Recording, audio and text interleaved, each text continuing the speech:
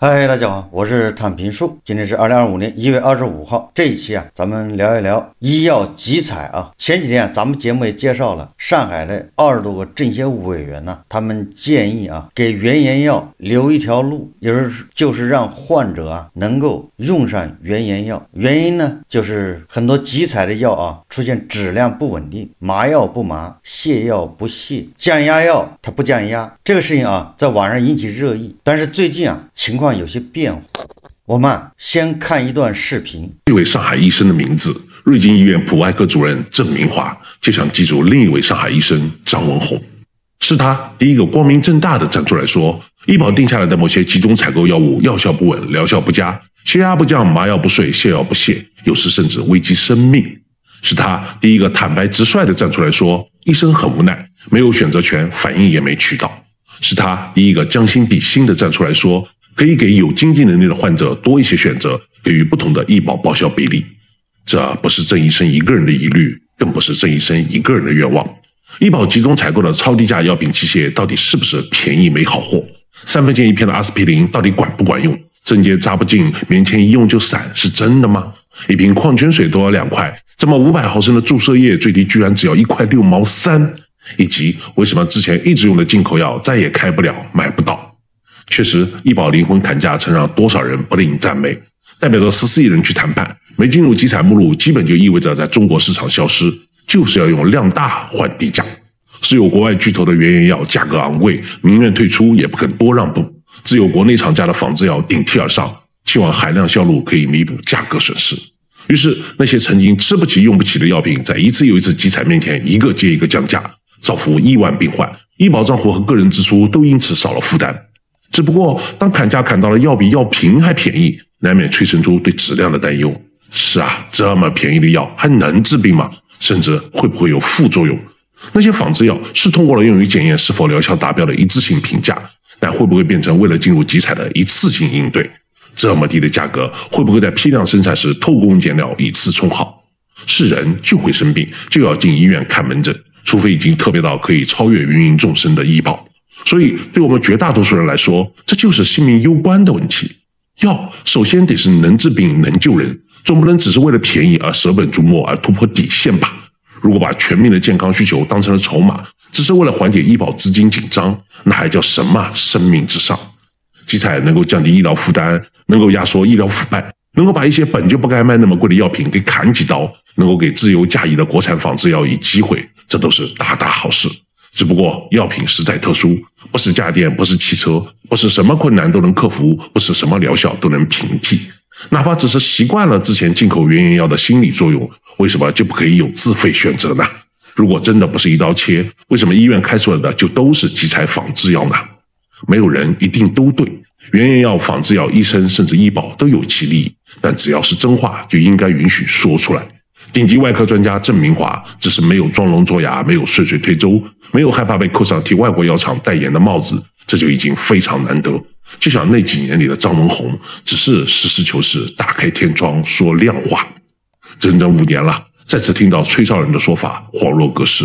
从当时武汉的李文亮、张继先，到这20位实名的上海医生，才是人心，才是勇敢，才是谋资。最近郑明华医生遭到了围攻。在这个互联网飞速发展的时代信息传播速度和广度都是超出想象。这个本来应该是知识交流、观点碰撞、共同进步的一个良好的契机，但是现实却是残酷的，也常常事与愿违。网络暴力阴影如同阴霾，笼罩着那些敢于为公众利益发声的勇敢者，让他们在履行社会职责的道路上举步维艰呢。这个郑明华医生虽然自己没说什么，但是广大热心网友已经感受到了郑明华医生遭到了各方的刁难和围攻。首先这是传言，郑明华医生他的什么全年奖金被扣掉，然后在医院里遭到通报批评，但是这个没有看到官方的这个正式的通知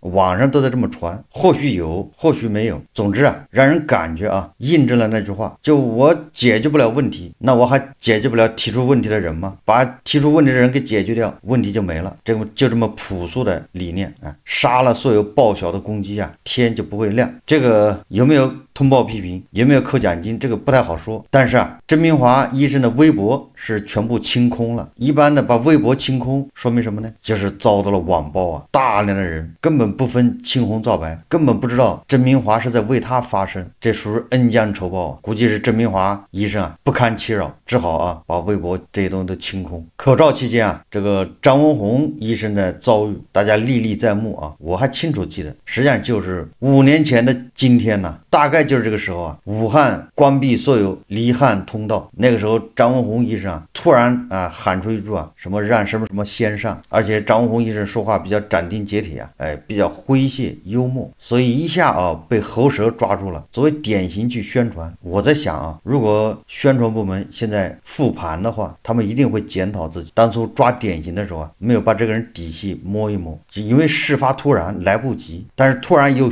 关键的时候又需要有人号召，对吧？需要这么一个形象，结果这么一拍即合，张文宏医生啊就被推到了风口浪尖。本来是让他去当一个叫这个领旗的、扛大旗的，要把他推向这个神坛的，大家还有印象吧？很多正能量小粉小红，那个时候是张文宏医生的铁杆粉丝啊，被张文宏的话感动的热泪盈眶啊，让什么先上啊，让社团的先上。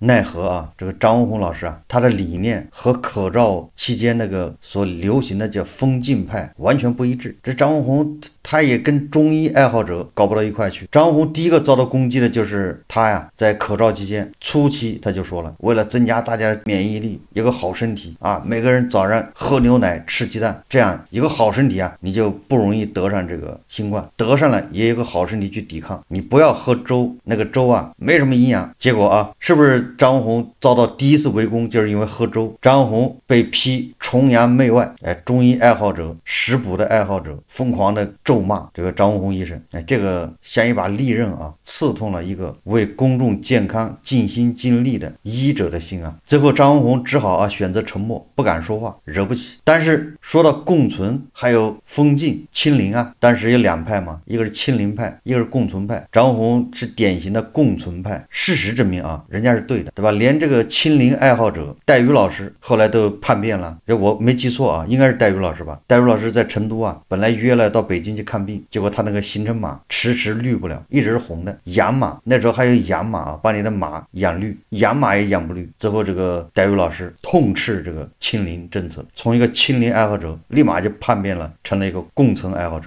这个就是小粉小红正能量的底色。那戴宇老师那是典型的案例啊。结果张文宏老师啊，他也是遭到攻击，尤其是夹头经常阴阳怪气的攻击这个张文宏老师。就是有的时候真的你不知道为什么咱们这儿网上有这么多不明是非的人，枪打出头鸟，悲剧啊再次上演。这一次主角啊是甄明华大夫，对吧？人家只是那个20个委员之一，人家接受了采访，他多年行医经验加上他自己父母看病，对吧？他认为提出一些合理化建议。我们先不说他建议对还是错，因为我们也不是专业人士，但他从一个医生专业角度提出这些建议，应该是认真研究，合理的就应该采纳，不合理加以改进，这是正确的态度。但是啊，就遭到网暴啊，这些人这种理念啊，不知道从哪儿来的，他就认为你啊，这个啊，你要推荐原研药，那你肯定是拿了人家好处啊，你是洋买办，你是外国药的代言人。由甄明华大夫这一群人的努力啊，上海在高血压药物的使用上面开了个口子，允许使用进口原研药。实际上啊，甄明华大夫以及他的这个同行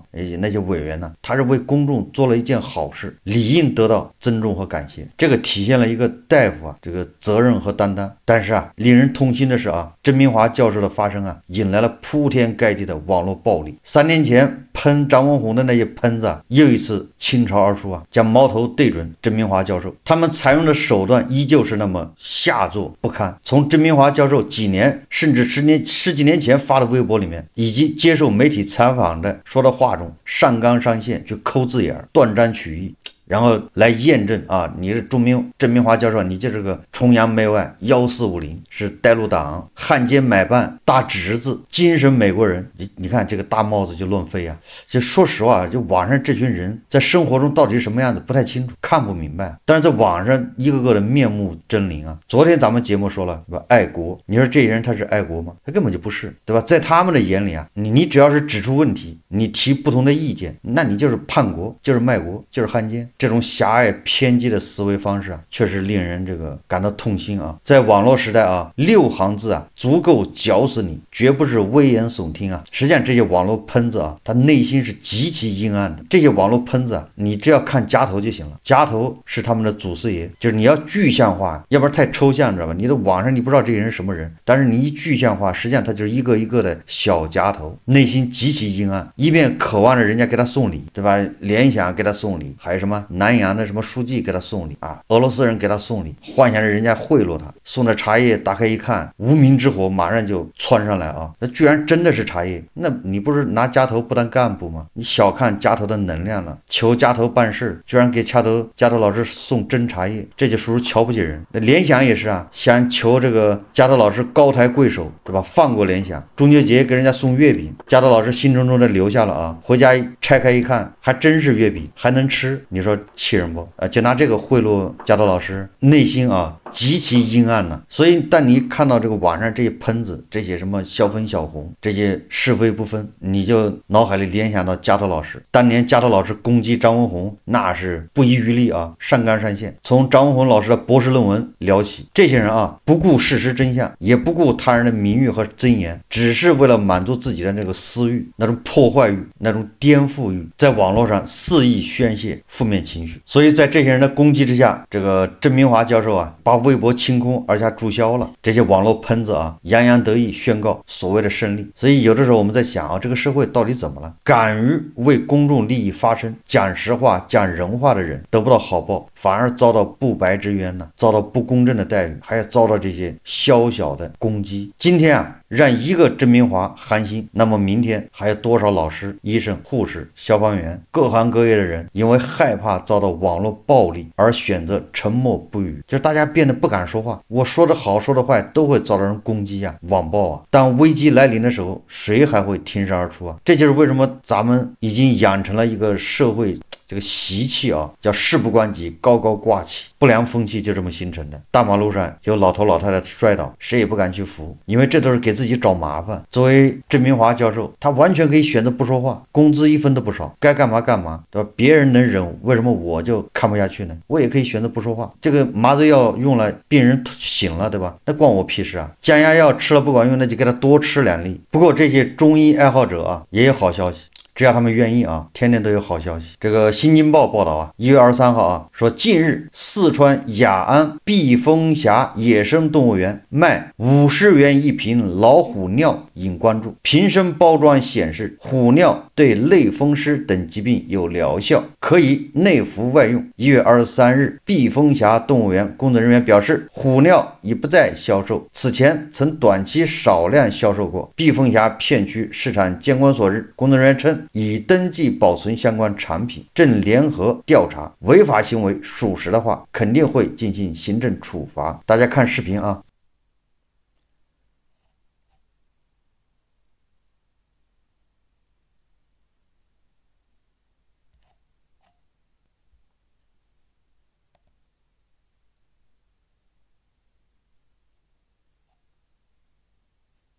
现在没有销售，我们在今年的时候短期销售过。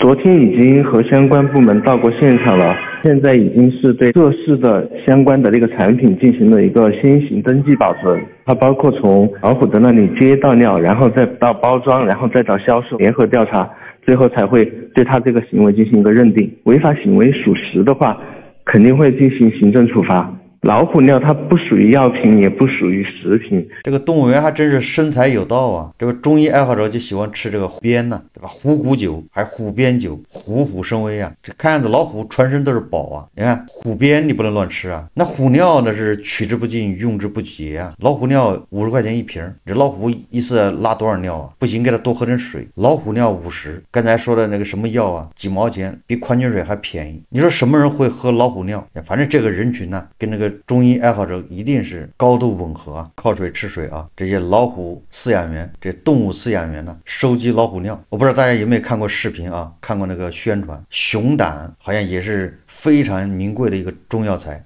不知道干啥用的啊。然后很多人养熊啊，就活取熊胆，怎么取啊？一根管子直接插到熊的胆里面，而且那管子是留置在熊身上，有个开关，定期取，就像水龙头一样，拧开就往出流熊的胆汁。我是看过这样视频的，大家可以自己去找着看看。先不说这个药效怎么样啊，就光这方式就够残忍。这老虎待遇还好，这是虎尿啊，要是虎胆的话，那估计你说这些爱好者他的逻辑是什么？吃什么补什么。所以啊，吃动物的啊，这还算清淡，毕竟他不是人嘛，吃动物的。国家保护动物，它也是动物，这不还有吃人的吗？我记得咱们以前节目介绍过，是黑龙江还是什么地方，反正是加州老师老乡啊，那地方养老院，对吧？有个护工啊，就把4个老人的懒子把自己做手术给他取下，回去泡酒喝啊，就有这么愚昧的人存在。郑明华教授、张文宏教授啊，遭到攻击啊，那也就不难理解。关于原研药退出公立医院，关于仿制药，对吧？全部进入公立医院这个事情，也是上海20个委员这个提案出来之后啊，也是遭到了更多人的关注。然后就有细心的人发现啊，这个仿制药一致性评价出现数据雷同。今天这个界面新闻啊，他刊登了一篇报道，说国家药监局药审中心回应个别品种数据重复系编辑错误。国家药监局药审中心数据管理处近日，我中心收到相关媒体和企业反映，国家药监局药品评审中心网站对外公开的个别品种存在数据重复问题，我中心高度重视，立即对相关品种的数据进行了核实。经核实，系在2019年和2021年公开相关产品信息时，由于编辑错误导致上述问题，我中心第一时间在中心网站对错误信息进行更正。对于工作中的出现的失误，我中心深表歉意。后续我中心将加强公开信息审核力度，避免类似问题再次发生，欢迎社会各界监督。很多时候网友说啊，这个世界就是草台班子。你说作为一个国家药监局药审中心，你说现在这个有编制的考编多难吗？你只要给编制，招的博士研究生，对吧？985、211多的是啊，人员都臃肿啊，居然一个信息能搞错，这个很难让人相信啊。国家药监局药审中心啊，他干什么都是有人把关的，就是像这种单位啊，做事都是谁录入，完了后面还有人审核，审核完了最后还有领导看，这层层把关呢，怎么可能犯这种低级错误呢？就那么巧？